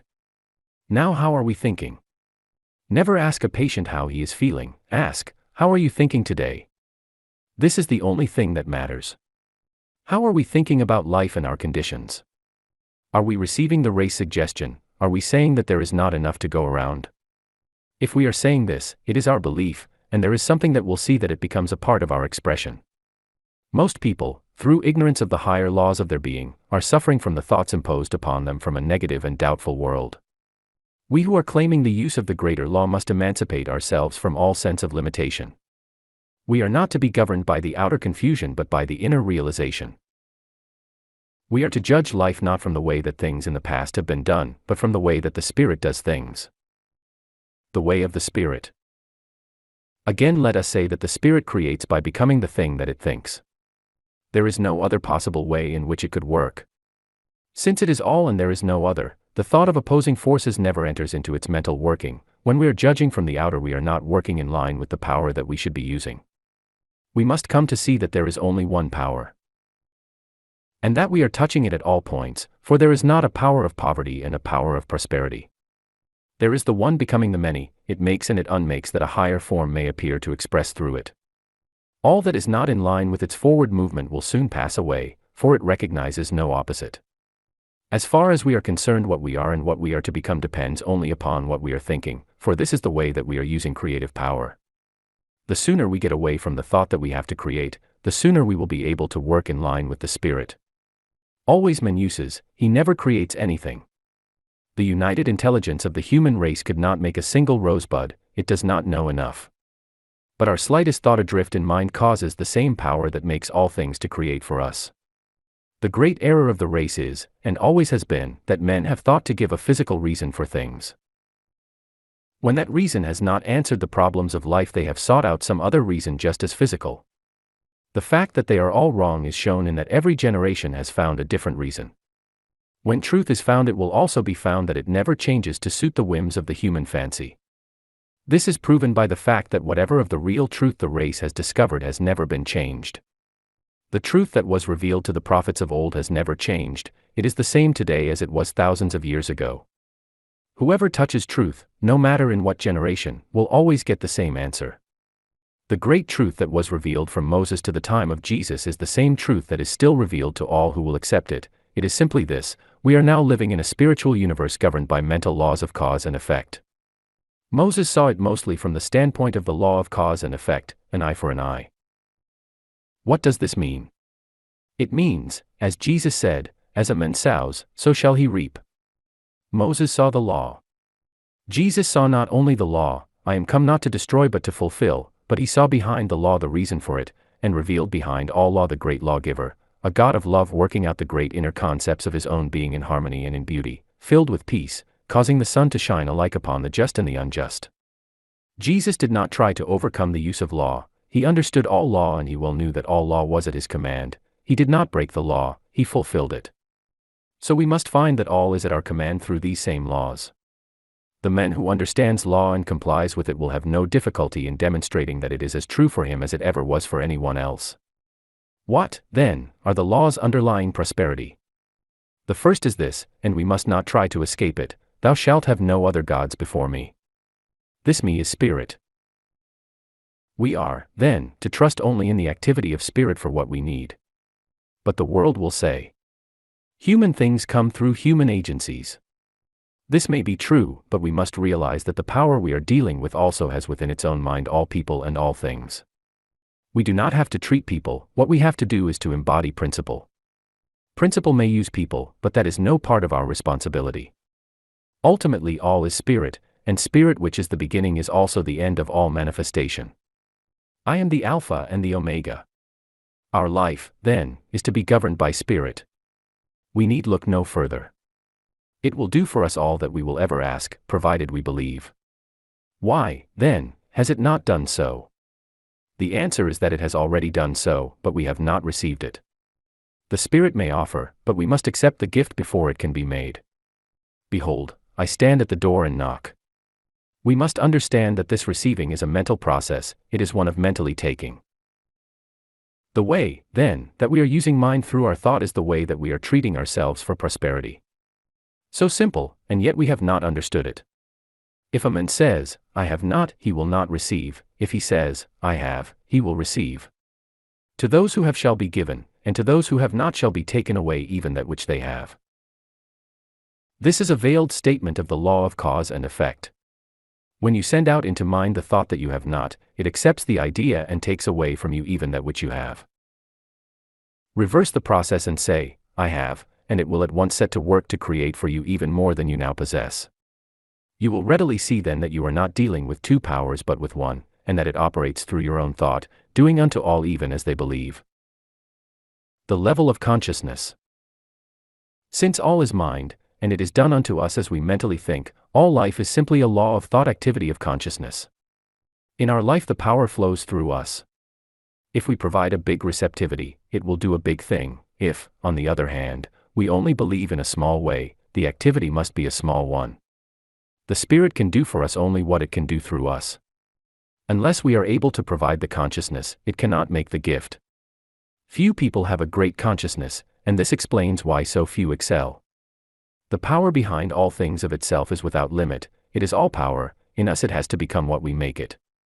We carry within our own soul the key to all expression, but few enter in. The door is not seen with the physical eye, and as yet but few have gained the ability to see, the majority merely look. Realizing, then, that while the power is limitless it must become operative through our own thought, we shall see that what we need is not some greater power, but that what we really need is a greater consciousness, a deeper realization of life, a grander concept of being. We must unify ourselves with the great whole. The man who dares to fling his thought out into universal intelligence with the positive assurance of one who knows and dares to claim all there is will find that it will be done. God will honor his request. On the other hand, the one who fears to speak lest God will smite will find himself smitten of the law, not because God is angry, but because it is done as he believes. We have a right to have and should expect to have in this world all that will make for the comfort and for the luxuries of life. What matter how much we have, if we rob no other soul to get it? Shall not the power that so lavishly spreads itself out into nature give to us its highest expression, all that we can ask? We dishonor God when we claim less than all. Until we can expand our thought so that we shall be able to say also, I am, we need not expect to get great results. The soul that knows its own divinity is the great soul. Before it all else must bend, to it all else must gravitate. Enlarge your thought processes. Away with the little personal thoughts of things, and dare to think in universal terms about all things. The universe is running over with good, it is for you, but you must believe and then take it. Do you dare to believe that your own word is invincible? When you speak it, how do you feel? Is it limitless? Is it all power? Is all power given to you in heaven and on earth? Are you one with the only power that there is? Until you can say yes to all these questions and not simply believe them but know them, you cannot hope to attain. It is useless in making a demonstration to beg for things, as well beg that water should be wet or that fire should be hot. Things are, we must take them. Your word has only the power that you put into it, no more and no less. We are all held accountable for every word that we speak because all is the action and the reaction of mind. Man is his own heaven and his own hell. We start a new enterprise and wonder what the chances of success are. Have we realized that the outer is simply the inner manifested? When we go to a new place we shall find there only what we have taken with us. If we have taken success we will find success, if, on the other hand, we have taken failure we will find failure. This is the law, none can avoid it, none need try. Every living soul is a law unto his own life. There is no law but my own soul shall set. Nothing can come upon the path of the soul but that thing that the soul attracts. Practice for prosperity. Prosperity is in our own hands to do with as we will, but we will never reach it until we learn to control our thought.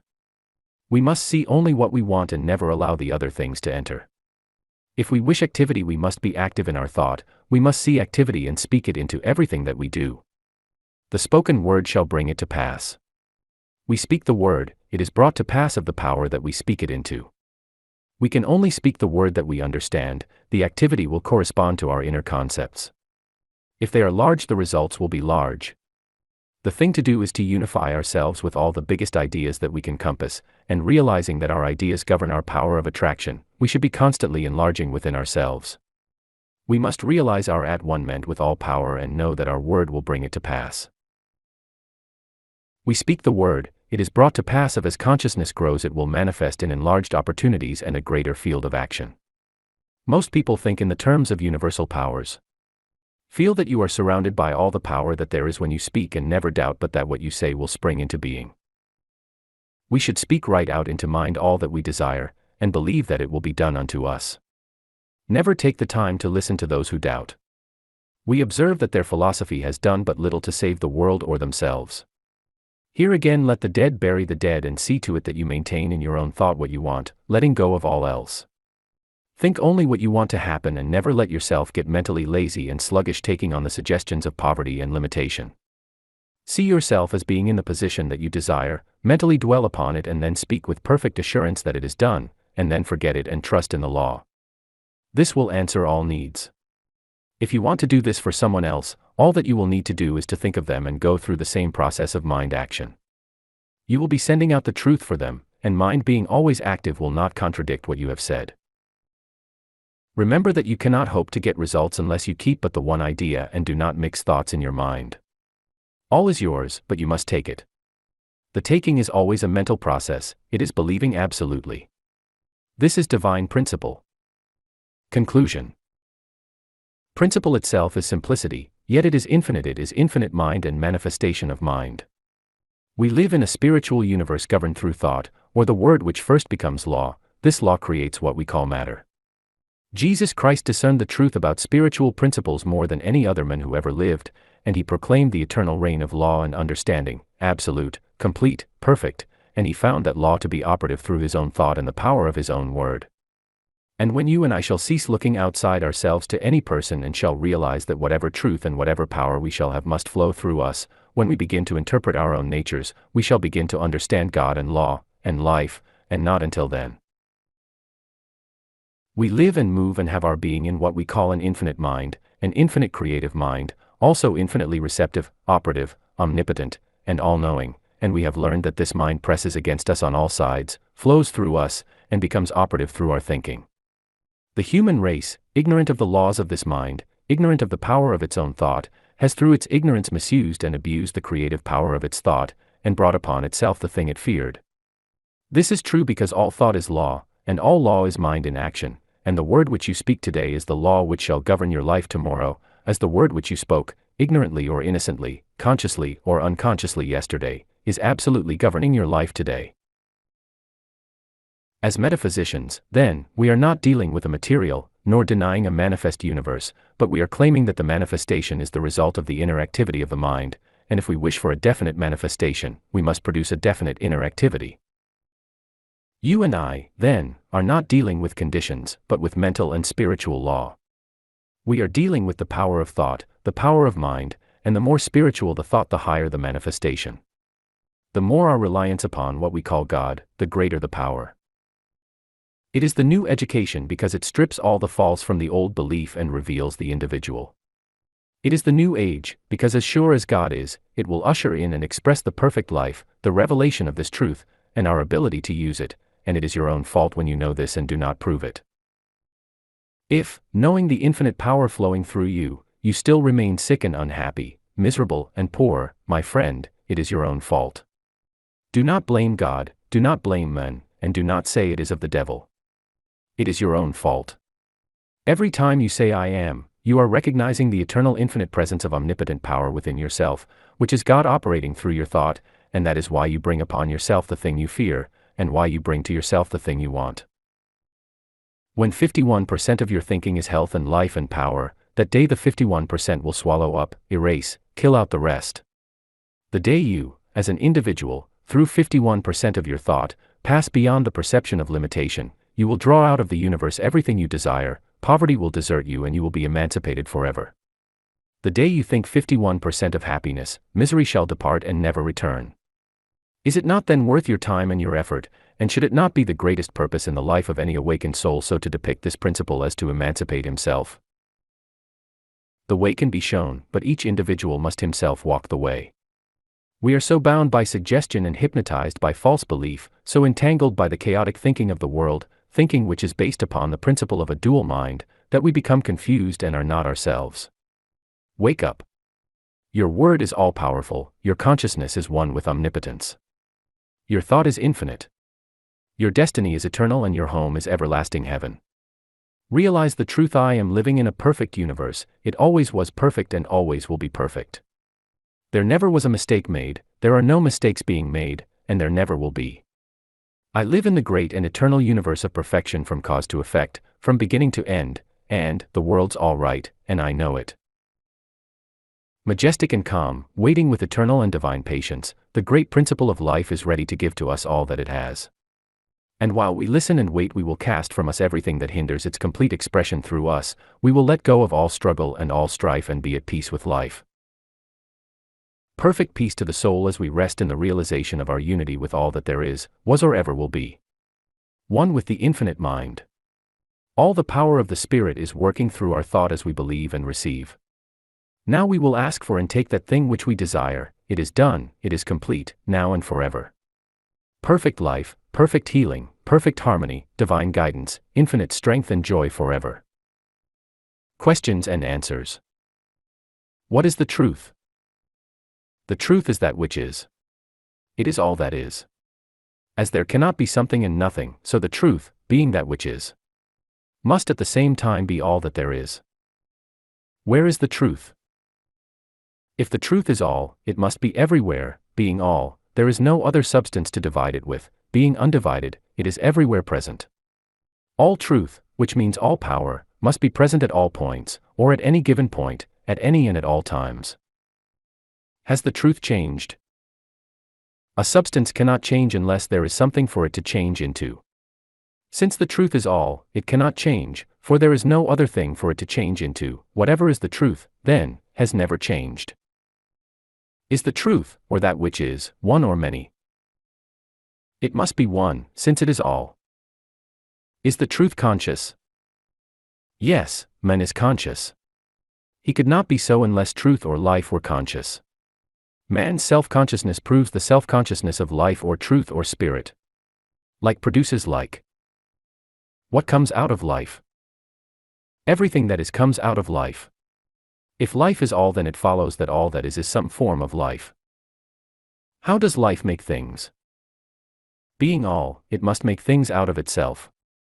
It must operate upon itself, through itself, and out of itself must make all that is made. Being conscious, it must know that it is doing this. What would we call this inner movement of life? The inner movement of life or consciousness we would call thought, or the self-knowing of life or spirit. Then the universe and all that is a part of it comes from thought. Yes, everything comes from thought. Do we not see a visible world that seems to change, and if we do, how is it that it could come from something that never changes? Yes, we do see a changing world, but back of it is a changeless substance. The thing that changes is the thought or form, the substance from which this form comes never changes. It is one and undivided, and takes form through thought in all things. We prove this when we resolve all things into one source. All material things, so called, can be reduced into formless substance, the sole activity of which must be thought or the movement of intelligence upon itself. What causes form to change? The intelligence behind it. Is there nothing in the universe, then, but life, thought and form? These are all. If this is true, what is physical law? Physical law is simply the result of the inner movement of life. If things and laws are the result of the inner movement of life, then does it not follow that thoughts are things? Yes, all things are simply thought forms. How long does thought last as form? As long as the thought is held in life or mind. Does the thought of life, mind, or good ever change? From all that we can know, the thought of God seems to change. That is, planets change, take form and again become formless. When we realize that all this can take place without ever changing the substance behind it, we see no reason why God's thought could not change and ever build up a higher form. Indeed, this is one of the teachings of ancient wisdom, that while reality never changes, the form that it takes is ever changing. What is man's place in the creative order? Man is a thinking center in mind, reproducing in a smaller scale all there is in the universe. Does this not make man's thought creative? In a certain sense it does. What we call creation is not making something out of nothing, but it is thought taking form. And as man thinks, and as thought must take form, then it must follow that man's thought must take form in mind and so become creative. What is man's thought? It is the activity of that something within that can say, I am. What is the difference between God and man? The very fact that man can say, I am, proves that he is. Since he is, he must be made out of life and must be some part of all that there is. This being so, man must be a part of God's consciousness. The difference would be in degree only. He must be as much of life as he recognizes himself to be. Is all of man's thought creative? Yes, all or none. If one thought produces, then all must. If this be true, how is it that man seems to be so limited? Because he has thought limitation, and thoughts are things and will always make the thing thought of. In reality, the very fact that man's thought can limit him also proves that it could free him from all limitation by simply changing his thought. But why is man so made that he can think two ways? This is a question that can be answered only in one way. Unless a man can think as he wants to think, he would not be a man at all but simply a piece of mechanism. Man is an individual, and that means self-choice, backed by a power that will produce the thing chosen. In discovering himself, man chooses many things, uses them and passes to a higher choice, ever ascending in the scale of being. As fast as he chooses, he experiences that thing which he thinks about. What is evil? Evil is the result of a lack of clear seeing, based upon a belief in two powers, and limitation, and what we call sin is the result of man's struggle to find himself. If this be true, why could we not at once begin to change our whole life by first changing our thought? We could. We would not be changing real substance, but we would be changing the form that it takes through our thought. All that we can change is the form of thought through which experiences come to us. What is the limit of man's creative use of mind? Man is limited by nothing but his own thinking, by his mental ability to conceive. What is meant by mental conception? All things are produced by thought. The thing produced from mind is first formed in thought, thought molds mind into form. But do we not have to act? We cannot think without acting. An inactive body is the result of an inactive mind. In using our creative powers, how far do we have to consider the conditions under which we live? We do not have to consider them at all. Conditions are the result, the effect, and not the cause. We create them as fast as we think. How would a person start to change conditions? By first changing thought and by realizing that we are not dealing with an illusion, but with the great reality. Then by acting as though we already have what we think. How long would it take to do this? As long as it would take to let go of all negative thought and embody all positive thought. This would depend entirely upon the individual and his mental ability to control thought. What would hinder us the most? Ourselves. No one gives to us but ourselves, and no one takes from us but ourselves. Can no one else help us? Only to a limited degree. While we may be helped by those who understand the law, for a time, yet sooner or later we must ourselves take the creative responsibility of our own lives. Others may think for us for a few moments a day, but we think for ourselves all the time. But does not God help us? Yes, God helps all, but must do it through law. All's love yet all's law. How should we pray? By giving thanks that we already have that thing that we pray for, by completely believing and by never doubting. When ye pray, believe that ye have received and ye shall receive. We must be sure that in no way shall we think, act or talk or read about limitation. We must all be a law unto ourselves. Definitions. God, infinite spirit, self-knowing mind, life, truth, intelligence, love, all cause and all effect. That invisible power which makes all things out of itself, by an inner action of its own thought upon itself. The visible universe, the ideas of God in expression, the body of God, expression of the divine mind. All visible life is an expression of an inner concept. Law, mind in action. Law is not cause, it is effect. It is intelligence operating. All law is universal. Vibration, not intelligence, but the result of intelligence, it follows cause. Thought, the activity of mind. Man, a thinking center in mind. Creation, thought becoming form. The Immaculate Conception. Sin, lack of understanding. Righteousness, spiritual understanding. Sickness, image of thought held in mind appearing on the body. Health, the realization of perfect life. Poverty, limited thought. Riches, the realization of our unity with life, which is limitless. Consciousness, the realization of the fact that we are. Life, consciousness of power and activity. Truth, that which is. Realization, an inner thought process whereby we become conscious of our unity with life. Absolute, complete self-knowing. Causation, God, spirit, life, that which is. Intelligence, that which knows that it is. Unfoldment, the birth of ideas coming forth from mind. Illusion, belief in two powers. Soul, the inner creative life, the feminine, receptive, creative. Sense, not an illusion, but the faculties through which we contact life in its expression.